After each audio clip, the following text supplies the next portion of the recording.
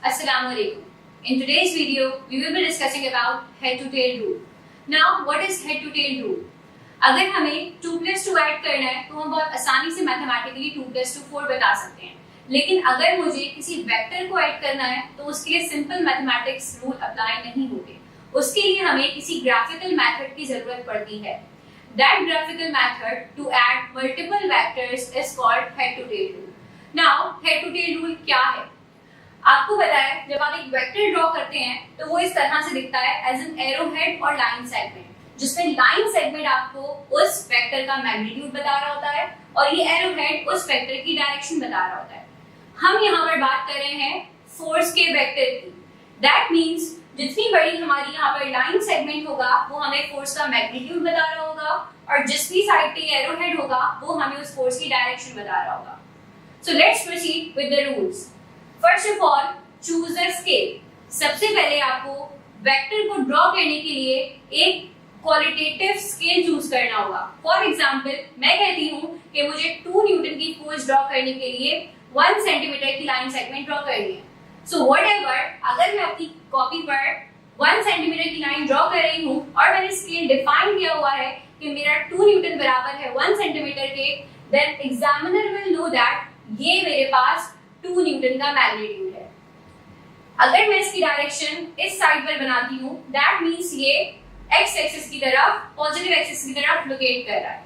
लेकिन अगर इसकी डायरेक्शन मैं दूसरी साइड पे बनाती हूँ, that means it is directed towards the negative X axis. This is how we demonstrate a vector. Rule number 2, draw the force in terms of vector. For example, आपको कोई भी फोर्स दी हुई है जिसका कोई ना कोई मैग्नीट्यूड है और आपको उसकी डायरेक्शन बताई हुई है, तो सेकेंड स्टेप आपका है कि आप उस वेक्टर को ड्रॉ कर दें. Then add multiple forces one after the another. अगर आपके पास बहुत सारी फोर्सेस हैं जो आपने ऐड कर दी हैं, ऑब्वियसली एक सिंगल फोर्स तो आप ऐड नहीं कर सकते, देयर मस्ट बी वन और मोर देन वन. तो अगर आपको मल्टीपल फोर्सेस ऐड करनी है तो आपको उसके लिए कोई लॉजिक चाहिए. तो in our head to tail rule आप हर वेक्टर को प्रीसीडिंग वेक्टर के हेड पे ऐड कर सकते हैं. फॉर एग्जांपल, अगर ये मेरा पहला वेक्टर था और नेक्स्ट वेक्टर अब मेरा इसी डायरेक्शन में है, तो मैं उसे इसके हेड पर ऐड कर दूंगी. This is how we add multiple vectors. Last stage, draw its resultant. उन सारी फोर्सेस का आपने एक रिजल्टेंट ड्रॉ करना होता है. That is equivalent to all forces. वो जितनी participating forces हैं उनका equivalent होता है. Let's see an example to understand it better. Here I have an example that one force is 4 Newton along x-axis. कि पहली जो मेरी फोर्स है वो 4 न्यूटन मैग्नीट्यूड की है और उसकी डायरेक्शन किस साइड पर है? x-axis की डायरेक्शन में. एक और फोर्स है मेरे पास, that is 2 newton which is acting along y axis, जिसकी डायरेक्शन कहां पर है? y एक्सिस की जानिब है. Now according to first rule हमें क्या करना होगा? सबसे पहले इसका स्केल चूज करना होगा. सो हमने यहाँ पर स्केल चूज किया है कि मैं 2 न्यूटन की फोर्स के लिए 1 सेंटीमीटर की लाइन को ड्रॉ करूंगी. That is my rule number 1 and I have accomplished it. Next है मेरे पास draw the forces in terms of vector. तो सबसे पहले मेरे पास क्या थी? 4 न्यूटन अलोंग x एक्सिस. मैंने स्केल लिया है 2 न्यूटन का, तो अगर मेरे पास 4 न्यूटन है तो मुझे कितने सेंटीमीटर लाइन ड्रॉ करनी चाहिए इसके लिए? I guess 2 centimetre. तो हमने 4 न्यूटन के लिए 2 सेंटीमीटर की लाइन को ड्रॉ किया है. कहां पर? On X axis. So this is how we have shown the vector graphically. Now another force. So rule number 3 क्या कहता है कि अगर कोई भी नया वेक्टर है तो प्रीसीडिंग वेक्टर के हेड पर ऐड होगा. सो नाउ मेरे पास दूसरा जो वेक्टर है that is 2 newton along y axis. According to my scale 2 newton बराबर है 1 सेंटीमीटर के लिए, तो इस वेक्टर के लिए मुझे जो लाइन ड्रॉ करनी है वो सिर्फ और सिर्फ 1 सेंटीमीटर की होगी.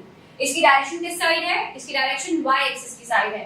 सो नाउ मैं पुराने वाले वेक्टर के हेड के ऊपर अपने नए वेक्टर को ऐड करूंगी और जिस डायरेक्शन में वो होगा उसी डायरेक्शन में. पहला वेक्टर मेरा x एक्सिस की डायरेक्शन में था तो मैंने उसे x एक्सिस के लिए प्लॉट किया. अनदर वेक्टर मेरा y एक्सिस के लिए था तो मैंने उसे y एक्सिस की डायरेक्शन में 1 सेंटीमीटर प्लॉट किया. नाउ मैंने अपने सारे वेक्टर्स, पार्टिसिपेटिंग वेक्टर्स को प्लॉट कर दिया है. It's time to draw its resultant. अब हम इनका एक इक्विवेलेंट रिजल्टेंट ड्रॉ करने जा रहे हैं. नाउ रिजल्टेंट ड्रॉ करने का एक रूल है. रिजल्टेंट ड्रॉ करने का रूल ये है कि सबसे आखिरी वेक्टर के हेड से और सबसे पहले वेक्टर के टेल से वो ड्रॉ किया जाता है. दैट मीन्स मेरा पहला वेक्टर जो था उसकी टेल ये रही और जो आखिरी वेक्टर था उसका हेड ये रहा। तो मेरा रिजल्टेंट इससे लेकर इस डायरेक्शन में ड्रॉ किया जाएगा and that will be the resultant force. This is how we add forces graphically through their vector representation. In the very next video, we will be discussing about resolution of vector. Till then, Allah Hafiz.